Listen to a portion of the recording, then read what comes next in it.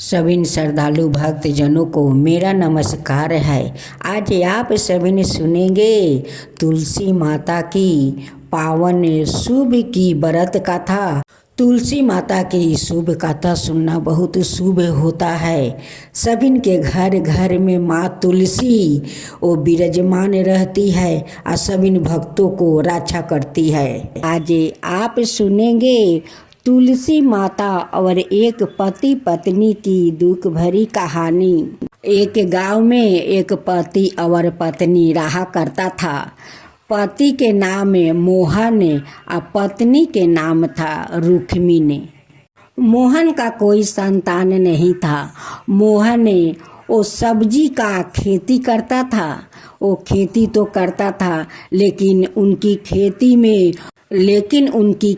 में लौका, भिंडी, बैगन कुछ नहीं पकड़ता था। वो बेचारा बहुत दुखित रहता था कि हम लोग इतना खेत में खटता हूँ फिर भी गाछ होकर रह जाता है, उसमें तो कोई सब्जी नहीं पकड़ता है। अब पास के खेत में लोग गाड़ते हैं, वो लोग का खेत में तो बहुत सारा बैगन, भिंडी, कद्दू, लौका से वो लोग के खेत लद जाता है, लेकिन हमारा खेत में कुछ नहीं लदता है, कुछ नहीं पकड़ता है। क्या करूं? ऐसा कौन हम लोग कसूर किया है कि हम लोग का खेत में कोई सब्जी नहीं धरता है, गाछ होकर रह जाता है। रुक्मिणी का खेत में कारण था कि उनकी खेत में माँ तुलसी का पौधा कद्दू और लौका से ढक गया था। वो तुलसी माता नहीं बढ़ सकती थी और नहीं उसमें वो हिल सकती थी और नहीं सांस ले सकती थी। उनकी बहुत तकलीफ हो रहा था। लेकिन मोहन और रुक्मिणी रोज खेत में जाते, लेकिन तुलसी का पौधा नजर नहीं आता। मोहन और रुक्मिणी बहुत दुखी रहते थे। वो भगवान से हमेशा प्रार्थना करता था कि हे भगवान, हमारा तो कोई संतान भी नहीं है और खेत में कोई सब्जी भी नहीं पकड़ रहा है, गाछ होकर रह जाता है लेकिन कोई सब्जी नहीं पकड़ता है। पास के खेत में देखिए कि सब लोग का खेत सब्जी से लद जाता है, लेकिन हमारा खेत में एक भी सब्जी नहीं पकड़ता है। हमसे कौन ऐसा कसूर हो गया है भगवान? वो दोनों पति पत्नी बहुत दुख कर रहे थे। वो कह रहे थे कि ऐसा अगर होगा तो हम लोग के संसार कैसे चलेगा और हम लोग जीवित कैसे रहेंगे। एक दिन मोहन का पत्नी वो खेत में आती है और देखती है कि उनकी खेत के कोने में एक लड़की बैठकर वो बहुत रो रही है। रुक्मिणी उस लड़की के पास जाती है और उनकी तकलीफ पूछती है कि बहन, तुम क्यों रो रही हो और क्यों इस खेत में बैठी हो? भेष रूपी तुलसी कहती है कि बैठूं ना तो क्या करूं, रोऊं ना तो क्या करूं, मेरे सर पर जे इतना भारी बोझ है, मैं तो सहन नहीं कर पा रही हूँ।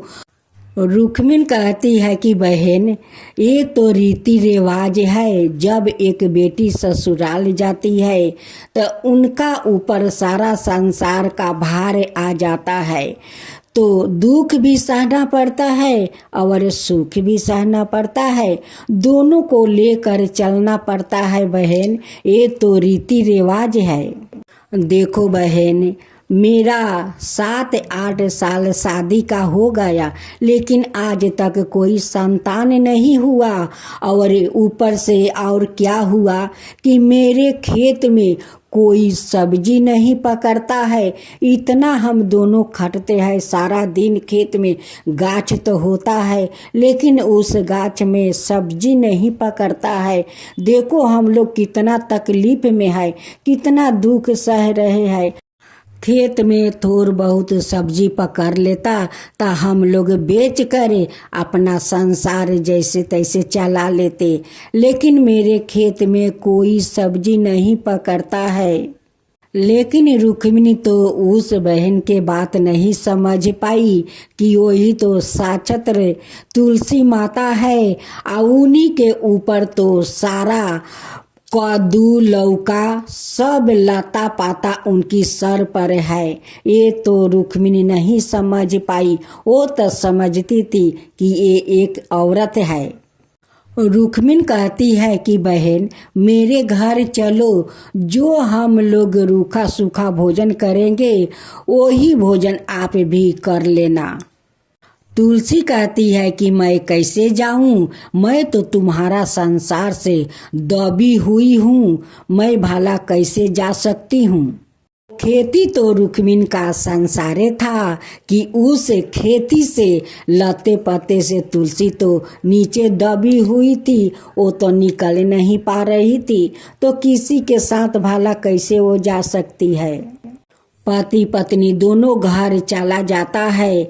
जब रात को वो सो रहे थे तो रुक्मिणी के सपने में माँ तुलसी दर्शन देती है और कहती है कि क्या रे रुक्मिणी, तू मुझे नहीं पहचानी, मैं तेरे सामने बैठकर रो रही थी, तेरे खेत से दब रही हूँ, मुझे तो सांस लेना मुश्किल हो गया है, मैं तो हिल नहीं पा रही हूँ।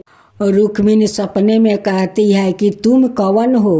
वो कहती है कि मैं तो तुलसी हूँ, काल तू मेरे साथ तो मिली थी, तेरे सामने मैं कितना रो रही थी कि मेरे सर पर कितना भार बोझ है, तू तो हटा नहीं सकती है, हटाएगी तभी तो तेरा घर मैं आऊँगी, जाकर देखे तेरा लौका और कद्दू के लते पत्ते मुझे ढाक कर नीचे माटी में सुला कर रखा है, मैं तो सांस नहीं ले पा रही हूँ और नहीं हिल पा रही हूँ।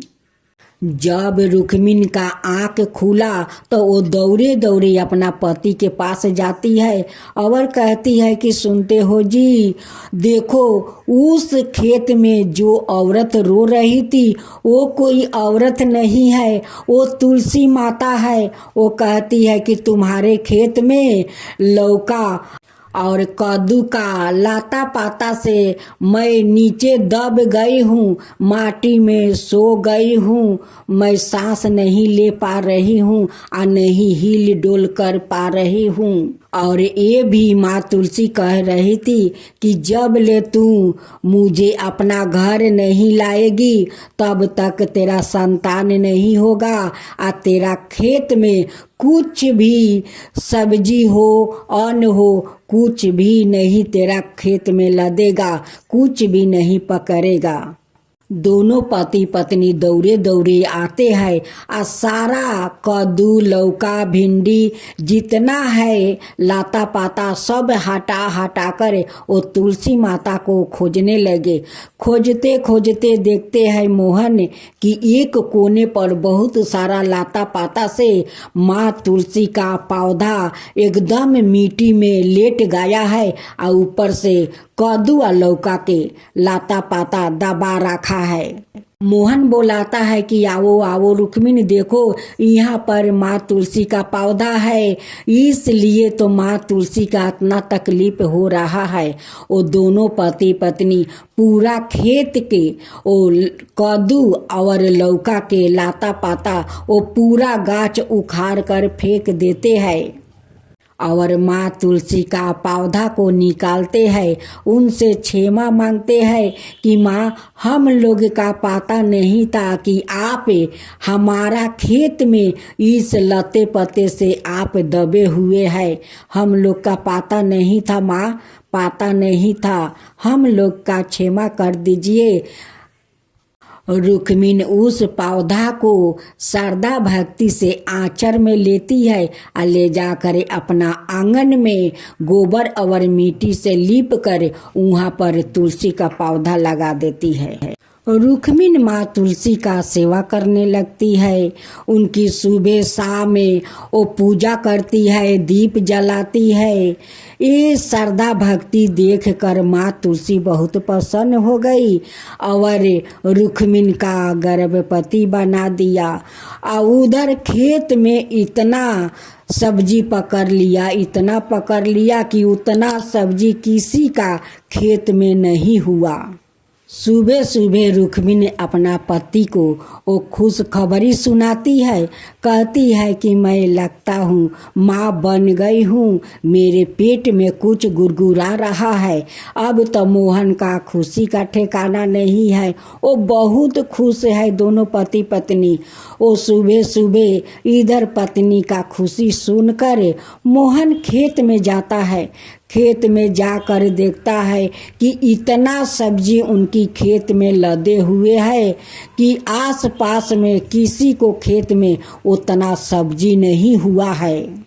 ये सारे खुशियाँ देखकर मोहन का बहुत ज़्यादा खुश हुआ, बहुत ज़्यादा खुश हुआ।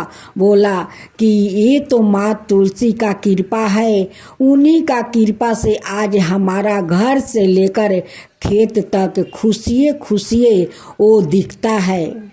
मोहन घर आता है, अपना पत्नी से कहता है कि हम दोनों माँ तुलसी का श्रद्धा भक्ति से पूजा करेंगे, उनकी आरती उतारेंगे। शाम को हम दोनों मिलकर हम लोग दीप जलाएंगे।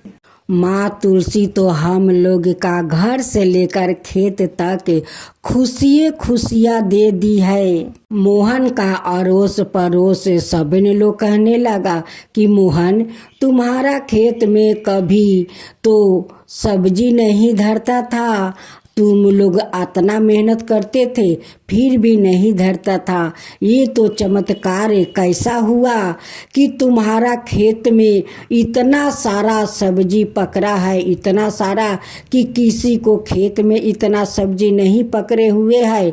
और घर में देखो तुम्हारा पत्नी माँ बनने वाली है। ये सारे खुशियाँ तुम्हारा घर में कैसे आ गया? ये सारे खुशियाँ माँ तुलसी का तो देन है, वही तो चमत्कार किया है। खेत से लेकर घर तक मेरी पत्नी माँ बनने वाली है। आ खेत में देखो इतना सारा सब्जी है, इतना सारा कि बाजार में बेच कर मैं कभी शेष नहीं कर पाऊँगा। सभिन पड़ोस के औरत लोग माँ तुलसी का श्रद्धा भक्ति से पूजा करने लगा। सभिन का घर घर में माँ खुशियाँ सभिन को भर दिया। वो कहती है कि जो लोग मेरा श्रद्धा भक्ति से सुबह शाम पूजा करेगा, शाम को दीप जलाएगा, उन सब पर मैं ऐसा ही कृपा करूँगी। हे माँ तुलसी, जैसे रुक्मिन का घर में खुशी भर दिया वैसा ही सबका भरना, सबका ऊपर कृपा करना। अगर मेरा कथा में भूल हुआ हो तो क्षमा कर देना, अगर सही हो तो सब पर कृपा करना। जय जय तुलसी माता, जय जय तुलसी माता, सब जग की सुखदाता वरदाता। जय जय तुलसी माता, जय जय तुलसी माता। सब योग के ऊपर, सब रोग के ऊपर रुझ से रक्षा करके भाव तराता। जय तुलसी माता, रुझ से रक्षा करके भाव तराता। जय तुलसी माता। बाहु पुत्री है सायामा, सुरबली है गारामा। विष्णु प्रिया जो तुम के सेवे, सोनर तर जाता। जय जय जय तुलसी माता, जय जय जय तुलसी माता। हरि कैसी सभी राज विराजते त्रिभुवन से हो बनती थी पतित जनों की तारानी तुम हो भी खाता जय जय तुलसी माता जय जय तुलसी माता लेकर जन्म बिजन में आई दिव्या भवन में मानव लोगी तुम ही से सुख सनपति पाता मानव लोगी तुम ही से सुख सनपति पाता जय जय तुलसी माता जय जय तुलसी माता।